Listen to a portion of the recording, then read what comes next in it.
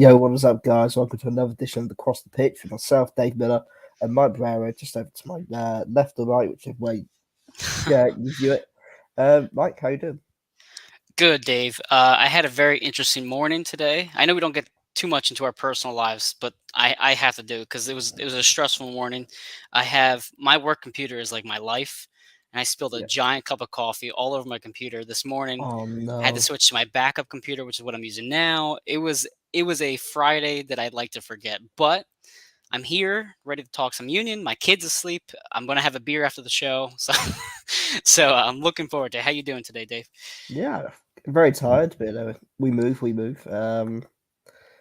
Obviously, before we get into the union stuff, of course, we've been away as a show. I think we've been away for a couple of weeks now. The union have been away for 3 weeks. They're coming off their international breaks. They prepare for FC Cincinnati tomorrow night. Before we dive into the show, Mike, we got to go to our sponsors. We do, and you know what, Dave? Right away, as soon as we went live, we already had a couple of people chiming in. Adam, hello guys, how you doing? Adam, thanks for joining us. Madeline, thanks for joining us. Right away, the show starts and they're in the show. I love it. So let me get to my sponsors real quick, and then we'll talk about the Union, especially the Union's newest player they just signed only a couple hours ago. So Yeah. first off, we have Manscaped. Get 20% off plus free shipping with the code AATBirds at manscaped.com. We have OddsJam, the number one software platform for sportsbook bandits. They use an arbitrage calculator and more, so you never lose a bet again. Sign up today at oddsjam.com. Check out Statement Games at statementgames.com for a fun new way to fantasy sports and entertainment. You can win gift cards, prizes. It's free to sign up at statementgames.com. Next is one of our newer sponsors, Vinny's Pizza and Restaurant in Allentown, PA. They're serving Italian cuisine, including pizza, pasta, burger, sandwiches, and more, available for pickup or delivery today. You can order now at vinnyspizzapa.com. And then lastly, we have the gear at the Across the Pitch shop, or rather, the AAT Sports shop. You can go get some Across the Pitch gear, as well as anything that Johnny puts out or any of the other great shows that we have on our schedule. But Dave, I'm going to toss it back to you to get into the intro for tonight's show about the news and notes. Obviously, I mean, again, I think over the course of the 3 weeks, it hasn't been too busy or too news filled. I think obviously, Nope. I think the biggest one, I think, in terms of Philadelphia as a whole, was the news that the city of Philadelphia will be a host city for the 2026 FIFA World Cup, alongside many other cities across the North American region. I think there's plenty of countries in America, from West Coast to East Coast, and I believe 3 in Mexico and 3 in Canada. So again, a huge honor for Philadelphia, and it'd be great. It shows just how big, of how many leaps and bounds the city has made in terms of in the footballing world over the last few years. Well, Dave, you mentioned a good point over our conversation on Twitter with the AAT Sports crew. Washington, D.C., or the Baltimore area is not hosting, which is No. almost unheard of, to not have it in the capital of your country, to not have the World Cup there. But we've seen the issues with FedEx Field being basically a shithole, right, for lack of a Yeah, better phrase. And then we've seen, just other cities do great, like Houston, like Philly, Dallas. I know got it. So it's DC had their chance. yeah. They may have blown it. I know some people mentioned Baltimore. Still, Baltimore's not exactly an ideal spot for this kind of stuff. So uh, I'm not exactly shocked, but it is a bit odd to not have it in the capital. Yeah. I mean, yeah, that's a huge one, especially I think. In fact, looking at the host cities, I think not even just America. I don't think. Mhm. Um, did Mexico City get Yes. put through? Okay, Mexico Mexico City. City got it, which is going to be great because that means it's probably going to be at Stadio Azteca, which is a Yeah, legendary stadium. And I know my family is going to go there. I'm sure watch the games. I know I'm going to be going to the ones in yeah. Philly. Dave, are you going to come over and join Uh, us for the 2026 World Cup? I mean, it's a long way away, so I mean, hopefully I will. But obviously, again, it all depends how things sort of pan out. Really, what tickets I'm able to get a hold of and things like that. That's the Yeah. one really big thing about the World Cup. But yeah, I mean, it's a great honor for the city. I don't know. It's going to be. I imagine for the city of Philadelphia, it's going to be a huge culture shock. Oh Going my from gosh. just the occasional people, um, marching through like a small area of Jersey before home games at Subaru Park to literally the center of Philadelphia. Being full of football fans from all over the world, from like from all corners, from Japan, South Korea, Yep. Australia, countries in But Africa, the Ivory Coast, Egypt, Senegal, within Europe, Eastern Europe, Central Europe, Western Europe, everywhere. It's going to be everywhere. absolute hot pot of football in society. It's going to be a big culture shock, I imagine. And the thing is, though, too, is like Philadelphia embraces other fans that have like a strong culture. We want to see real fans, not like fake Miami fans and all that. We want to see real fans. But I don't think a lot of people in this country understand how serious fans from other countries take it. So I mean, just saying, USA fans, be careful out there because it's a different world once you leave the United States when it comes to football or whatever you want to call it, soccer. Dave, I know you see that every year. Being an England supporter and seeing the Premier League in your backyard, basically. So I'm very interested to see how these worlds mesh together because as much as like diehard Eagles fans and Sixers fans are going to love it, I wonder how they'll be able to handle it if they're supporting a certain team, a U.S. national team, going up against the fans from England or Brazil or whoever else you can possibly think Yeah. of. I think I said to you, I think you guys better hope that we don't England don't end up playing games in Philadelphia because that'd be absolute carnage. I think England fans always travel really well, and Yeah. I mean, again, I'm not saying like carnage is in like there's going to be trouble, but more carnage is in there's going to be England fans everywhere in all the pubs, all the bars, things like that. Even if they haven't got tickets, England fans will be there, and I imagine they would try and take over Philadelphia. I think even sort of the Brazil World Cup, there's a large portion, and even South Africa as well. There's a huge portion of England fans that travelled there, and England fans do notoriously travel well. You'd also have to think about the contingent of English fans that are actually in America themselves. Yeah. I think again that That's would true. be a big following. I'd be interested to see. Again, it's a long way away, so it's hard to make concrete sort of statements. Like, I could definitely go to all the games in Philadelphia. Then if you end up managing to get like tickets to all the England group games, you're like, well, I've got to go to Boston, I've got to go to Vancouver or whatever, or God forbid Vancouver, but like Toronto, like I'd rather just like city hop and stay in the base city, if you know what I mean. Yeah, you have 4 years to save up, Dave. So I Yeah, expect you to be in Philadelphia. I know you're coming to Philly this year. I'm yeah, excited to meet you finally, in person rather than on a computer. hell yeah. And yeah, it's gonna be fun. No, the World Cup is exciting, but we saw Alejandro Bedoya post on Instagram and Twitter today.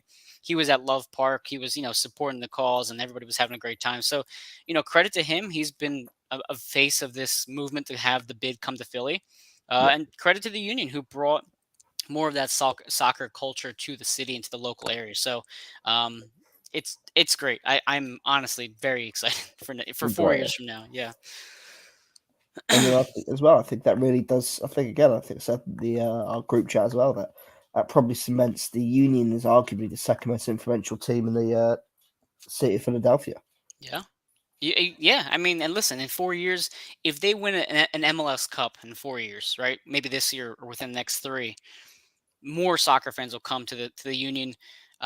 They'll just get a better reputation, more recognizable across the world, that kind of stuff. So I'm excited to see how the team will now build off their growth, knowing that the World Cup's coming to town. Yeah, Because the reality is, you're also going to have a tons of fans who want to collect jerseys or memorabilia or whatever, and they maybe want to get Union stuff. So it's a great way to yeah, make it. Oh yeah, I've heard of the Union. They're a really good team right now. I'm going to buy a jersey because it's at the Mitchell Ness shop in Philly, whatever it might be. yeah, Um, this is a great opportunity for everybody, and I'm just again very excited.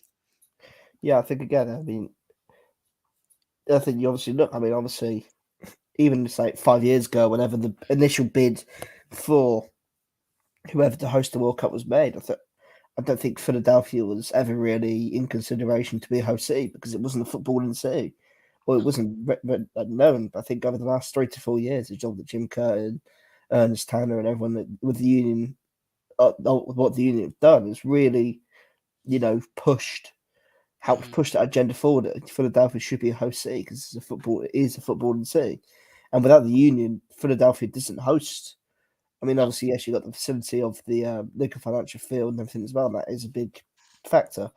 But again, without the union's performances and the way the union have played and left a stamp, they don't get to host the city doesn't host the World Cup, and that's a Yeah. fact. I mean, again, okay, Philadelphia's a great city. It's got a great NFL stadium in Lincoln Financial Field. But being realistic, if the Union are sort of mid-table, hit or miss side every other year, is it really going to be was it ever really going to be in consideration for the World Cup? Like, Probably not as strong as it was now. I think you've built yeah, that cause. Like, this is a soccer city. We have to have it here. It's, a team that's been recognizable, etc.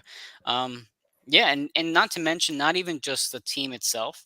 And Dave, this is going to be a segue into our next topic that I wanted to talk about too, was the yeah, fact that the academy of the Union and having these players from our backyards, it shows that it's not just a team that's Philly, that's great in yeah, Philly. It's that the roots in our city are soccer and yeah, football, and whether it be Delaware or Pennsylvania or New Jersey, soccer is rising and becoming a more popular sport yeah. to follow, not even just to play, to follow and on a regular basis. So it's a lot of fun. But Dave, that segues into the next point with who the Union just signed today. They signed Chris Donovan from the Union 2 squad. I have a couple notes about him that I got from our email. So, for those who didn't hear yet, Chris Donovan was signed this afternoon to be the fifth forward for the Philadelphia Union.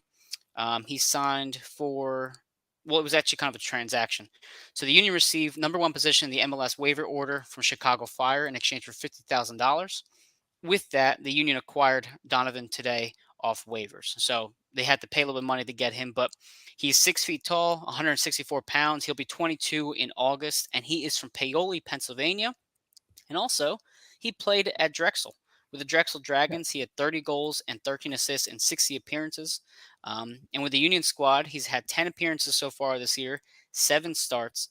In that time, I'm trying to think, see what the email is. I think I lost it. In that time, he has led the team with 30 shots and has fifth most in the league this season. So he can clearly put the ball on net.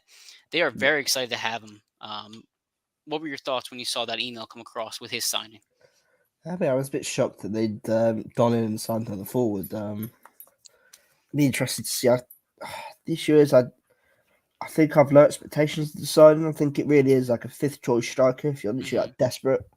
And being realistic, this is no disrespect to him. I mean, again, he's really inexperienced as well. So I sort of see like if the Union is so threadbare, they've literally got Corey Burke at their disposal, and that's it.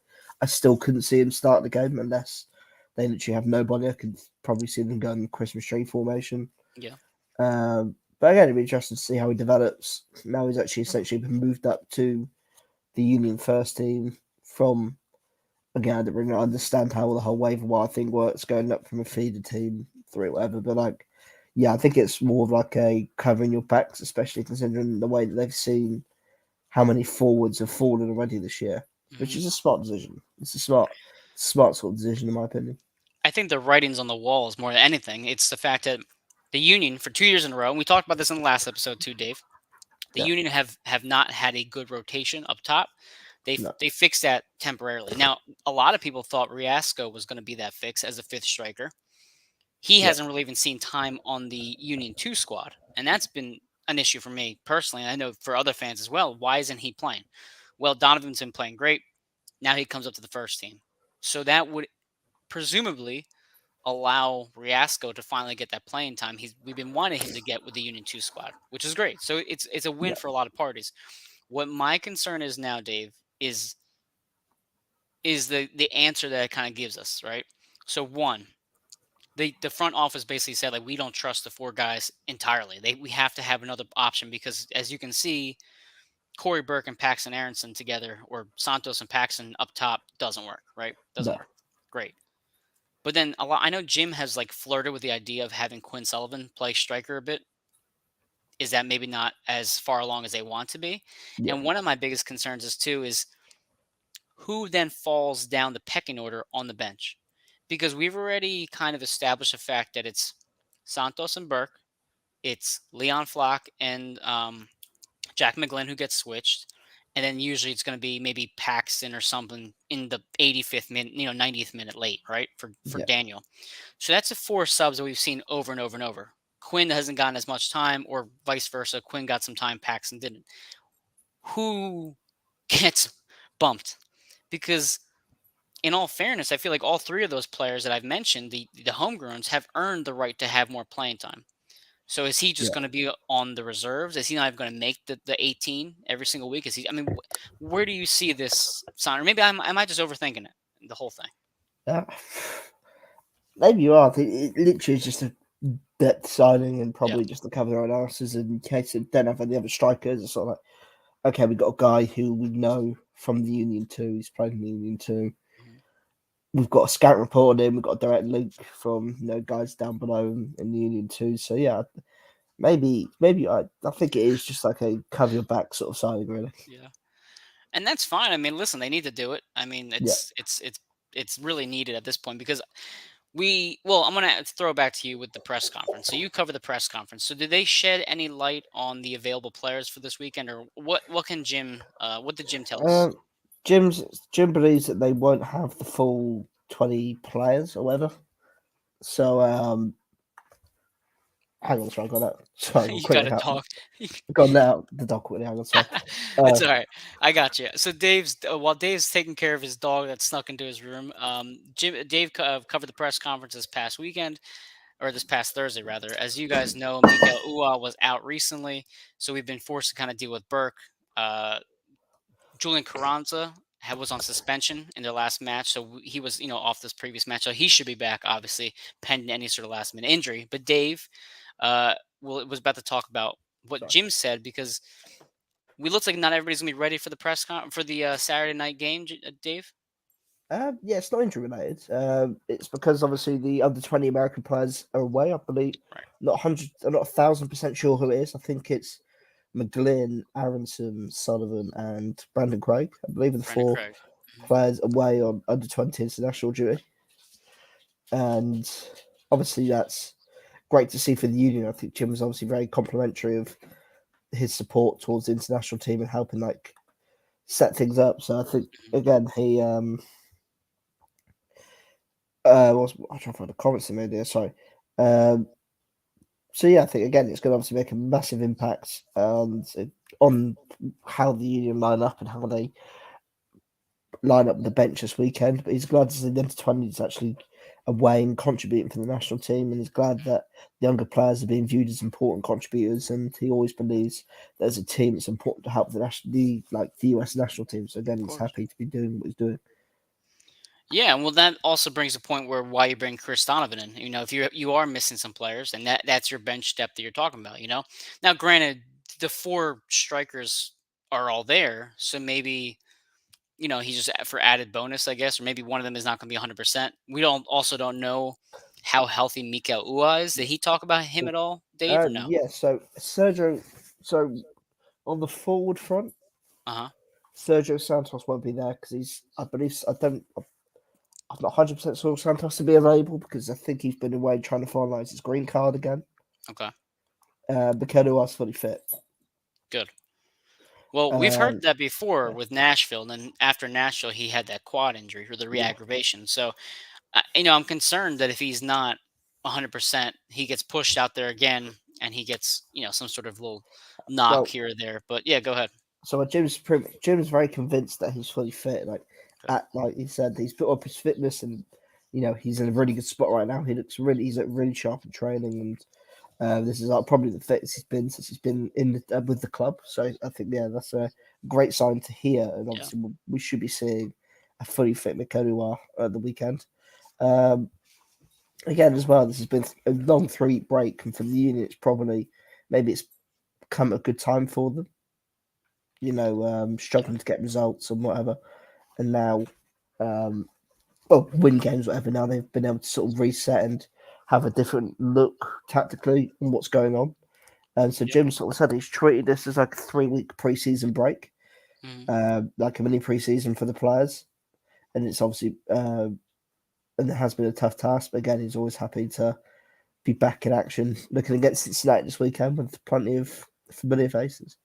So that's one reason why I named this episode "If Ray Scores We Riot," because everybody wants Ray Gaddis to score for years, or had wanted him to. Now he's going to be probably coming off the bench or maybe starting against Philly.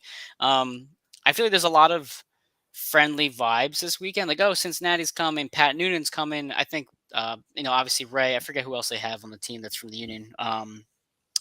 Isn't Alvis Powell on the team as well for Yeah, Cincinnati? So you have all these friendly faces coming. I get that. I just don't want them to take them too lightly because it's that positive kind of coming together vibe. Um, I do think that even though Cincinnati's played better, they should win this game, at least 1-0, 2-1. And because you're right, they didn't end the break, or they didn't end May rather that great. Yes, they had to win at Portland, but New England, you saw a lot of struggles because you were kind of down with a yeah, few men. So you have this break. So you really want to see Mikael and Carranza 100% ready to go, fully firing. And you want to see them take Cincinnati seriously because, listen, before this year and before the first month ended, Cincinnati looked pretty much as they have over the past several years, just mediocre, not going to yeah, be competing for any part of the playoff table. Recently, they've been playing a lot better. So I know somebody put a stat was like, against Cincinnati, we've beaten them X amount of times. It's like, yeah, that's great, but you can't have them come in and underestimate them because it's friendly faces and because you beat them a bunch of times. Because we saw that yeah, with New England too. We saw that with New England 2 years ago. We had the supporter shield lined up. We said, "Oh, New England's coming. We'll be fine. We'll take care of them, no problem." And then we lose. So yeah, I feel like this game in particular, Jim really needs to be like, "Hey guys, come in fresh, take them seriously," because they play NYCFC next, and they cannot go into that match desperate for a win because they couldn't handle Cincinnati. Do you yeah. agree with? Would you agree with that? I think so. Yeah, I think they desperately do need to win, but it's going to be a game where they can't underestimate their opponents. Obviously, again, I think it will be sort of again a familiar opponent thing is spot on. So I think again it's going to be a who can outmaneuver who or who can outshot who. Because again, like if you look at the way that Cincinnati do play and their style of play, um, it's somewhat similar to the pre-Diamond Union team. You know, with the team that had Paxton Allison and Mark McKenzie in the year they won Support Shield, Yep. and they like to deploy the 4-2-3-1. They like to play with a bit more width, which again isn't really the Union's philosophy. Um, so yeah, it's going to be interesting to see how the different sort of style of plays impact one another. Again, looking at their teams, well, like Alvis Powell does seem to be the main guy starting at right back at the moment. I don't know if Gaddis is back fully fit yet. Hmm. If he is, I can't imagine him starting at the weekend, which is No. a shame. But I guess it'd also be nice if he gets to come on with a few minutes to go and gets a nice reception from fans and things like that. Yeah, Ray's going to get a big round of applause. I mean, I know a lot of people are kind of iffy about Ray Gaddis overall. I think you have to merit the fact that he was such a consistent piece in the roster for several years. Whether you liked him or not, that's irrelevant. But I mean, that does show there is some merit to that, to having the longevity to be with the franchise for, well, what was it, 8 years or whatever it was. Yeah, Um, and honestly, in the 2019 season when they won the Supporter Shield, or 2020 season when they won the Supporter Shield, he did play pretty decently that year. And I think that was probably one of his yeah. better years that he had with the club. I So think he was solid. Yeah, yeah, so I think the fact that I think Ray's reputation before that season kind of carried over, and people remember that more. But is he Nathan Harriel? No, obviously no, not. But he was still a player that was, wore the badge proudly, did a lot for the community, never complained, just kind of went out there and did his job. So it's, yeah, I hope that nobody boos him. I mean, I get it, he's an opponent now, but he's Ray Gaddis. He's a Philadelphia Union guy, through and through. yeah. Exactly. I think it'd be good to. Hopefully, he gets a nice reception. I think it'd be very poor taste if people boo him. Yeah. That's probably the last thing he deserves. Again, he retired obviously at the end of that season, had the year out, Hmm. and then obviously perhaps thought, yeah, perhaps yeah. I mean, maybe I do want to come back and help out a couple of old friends, uh, kickstart their vision. So I mean, Yeah. you can't be too upset about it. No. Um, again, like they're players these are players that the union haven't missed. Yeah. Not sounding disrespectful about it, but these are players that the union haven't missed. Although they are sort of like cult heroes, they're players that this union team hasn't missed. So hopefully the fans are looking a bit more nostalgic, a bit more nostalgia as opposed to bitterness. Yeah. It's funny because you think of how how much better the right back spot is now since Ray had left. I mean, Olivier played decently last year. Obviously, we saw his miscues from time and time again. But in a matter of a year and a half, you went from having Ray, who was aging, then randomly retiring. Then you have Olivier, who's kind of has a high expectations, can't get it, and then all of a sudden you have one of the best right backs in the league.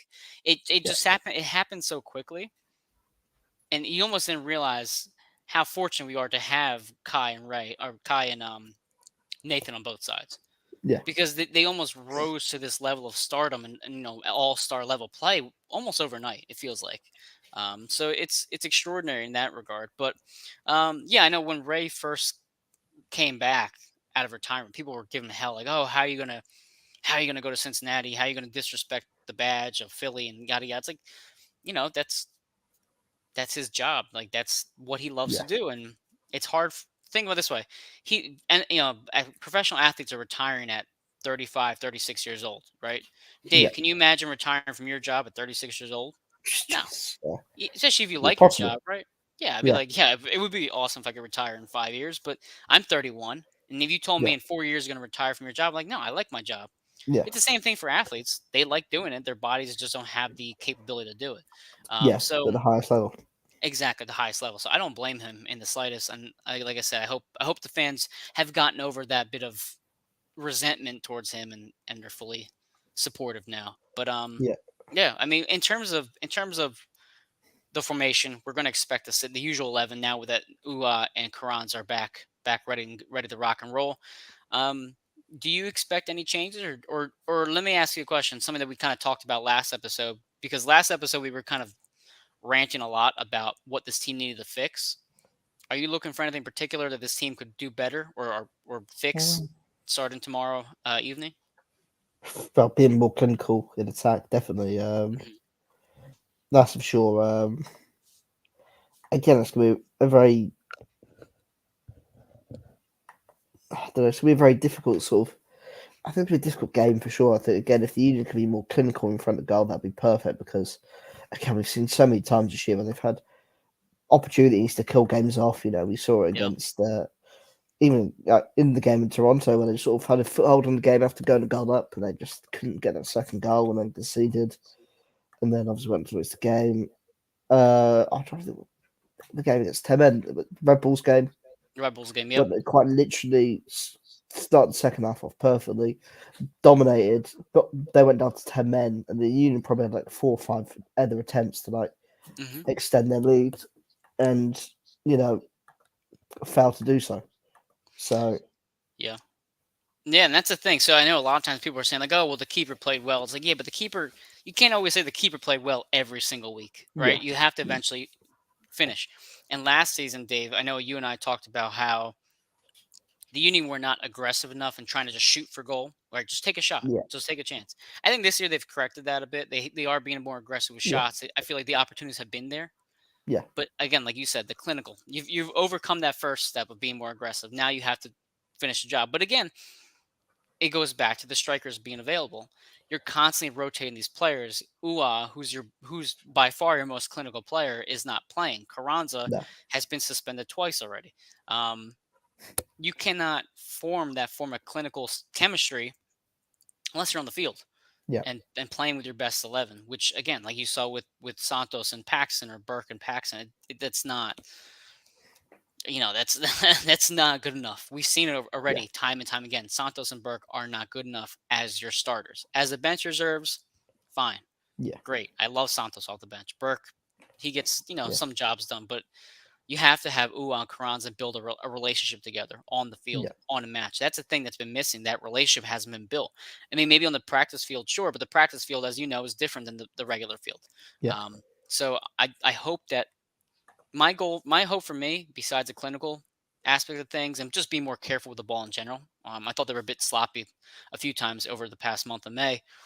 Is to just make it through June healthy. And when I mean healthy, I mean the forwards are there every single match. You start Julian and Ua every single match in June. If you can do that, I have the world of confidence for July, August, and going on to the playoffs. Would you yeah. agree with that? I think so. Yeah, I think if they can just correct the small issues that have crept up upon them this year. I think again, like the luck's been they've been sort of more on the right side of lucky of the luck than the bad side. Again, now it's just about just being more clinical, actually finishing chances, keeping the Yep. key players that you have fit really. Again, while Karan's in attack and actually having that consistent partnership is going to be so important going forward. Yeah, 100%. Well, Dave, we have a game tomorrow night, 7:30. I hope a lot of people go down there and check it Yeah. out. I cannot make tomorrow night's game. I'm going to try to go to the July 8th game. It's a Friday night Okay. against DC Oh, United. yeah. So I actually went to DC. I went to the DC United match last year, the Lightning match, the one with the Lightning delay for like 3 hours, whatever it was. Oh So I was God, I yeah, was I was there last year. I'm going to try to go back again this year as a fan rather than just in the press box. yeah. Um, but tomorrow No. night, what are your score predictions and goal scores for tomorrow? I'll go 2-1 Union. I think. Okay, it's a generic scoreline, but I think it'll be one of those games where, yeah, I think it'll be one of those games where it'll be tight, a nitty gritty game where it'll be one important play makes all the difference, and hopefully it comes through on the Union side. I think obviously, as we've seen from FC Cincinnati this year, they're a team that has really improved on per Yeah, last year. Again, like from one of my posts that I put up the other week, they literally were within a massive chance of, you know, getting up into top spot of the Eastern Conference at one point. Obviously, they lost yeah, a couple of games since then, but also important to note they scored more goals than the Union this year. They're a team that has a lot of goals involved in their games. I mean, just for reference, looking at their last 4 games, they lost 4-3, they lost 3-2, they won 2-1, they lost obviously 5-1 in the Open Cup. So again, that's plenty of goals in this game. So hopefully there'll be opportunities for the Union to cut them open and create chances to score. Well, we've seen them play against teams that give up goals. Toronto, Montreal are great examples of teams that don't defend that well. The Union have not been able to capitalize on those teams. I'm always concerned with that. But I think what you and I talked about last week or 2 weeks ago was the blueprint of the Union. If anybody knows the blueprint of the Union and how these players go, it's Pat Noonan, the coach of FC Cincinnati. So I'm really curious to see how he game plans against the Union. And furthermore, I guarantee you the players are going to be up for this. They're going to say, Yeah, "Oh, this is our coach's former team. We're going to show them what they're missing in Pat. We're going to play at the yeah, highest level." So the Union, as I mentioned before, absolutely have to play with a chip on their shoulder, full intensity. This could very well be a 0-0 game for 70 minutes, tough, just back and forth. It also could be a shootout, 2-2, 3-2. We don't really know, but I do think it's going to be a great game. yeah. Dave, you actually Hopefully, took my score. I think it's going to be 2-1 also. I think the Union are going to pull it off. I wouldn't be surprised if Cincinnati scores first, honestly, and just kind of gets that high yeah, energy and intensity and goes for it. So 2-1. Goal scorer, I'm going to say Mika Ua scores for the first time at home, and I'm going to go with Daniel. He yeah, scored. He scored. I'm sorry, Dave. He scored for Hungary against England. I know that must have hurt, but Daniel will come in with good form and hopefully continue to yeah. score. And I mean, score for. I didn't even, I turned off at 2-0. I didn't realize that guys like a score like 2 hours later. Yep, you missed it, man. You missed it.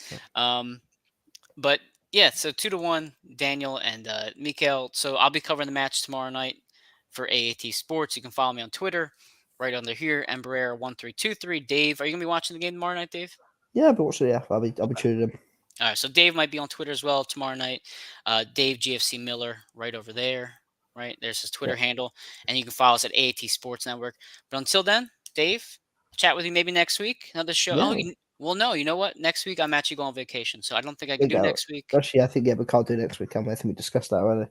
Yeah, I'm gonna be gone Friday night into next Saturday. So I'm actually might miss 2 shows. Maybe I'll get Jose to help out one Yeah, weekend, so we yeah, don't miss anything. All right, guys. Thanks for joining uh, us. Happy Friday night. Happy weekend. Go Union. yeah.